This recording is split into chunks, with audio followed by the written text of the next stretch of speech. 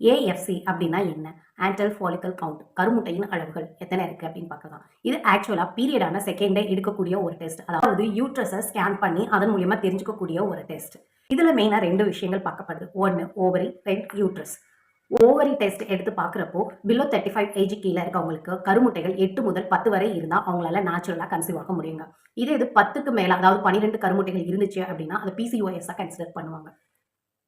இதே இது 5க்கு கீழே கருமுட்டைகள் இருந்துச்சு அப்படின்னா அவங்களால நேச்சுரல் கன்செப்ஷனுக்கு ட்ரை பண்ணுறது கொஞ்சம் கஷ்டம். ஸோ இவங்களை அடுத்த லெவல் ஆஃப் ட்ரீட்மெண்ட்டுக்கு ரெக்கமெண்ட் பண்ணுவாங்க.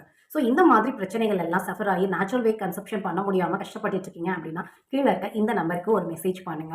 பிகாஸ் ஹெல்த்தி டயட் மூலியமா இந்த பிரச்சனைகள் எல்லாத்தையுமே ரொம்ப ஈஸியாக 120 டேஸில் ரெக்டிஃபை பண்ணலாம். ஸோ இதை பற்றி நீங்கள் இன்னும் கிளியராக தெரிஞ்சுக்கணும் அப்படின்னா ஒரு அவேர்னஸ் வெபினார் நம்ம வெல்சன்ஸ் கம்யூனிட்டி கண்டக்ட் பண்ணுறாங்க. இதில் மறக்காமல் உங்களை கனெக்ட் பண்ணிக்கோங்க. நேச்சுரல் வே கன்செப்ஷனால சஃபர் ஆயிருக்க கப்புள்ஸ்க்கு இந்த வீடியோவை ஷேர் பண்ணி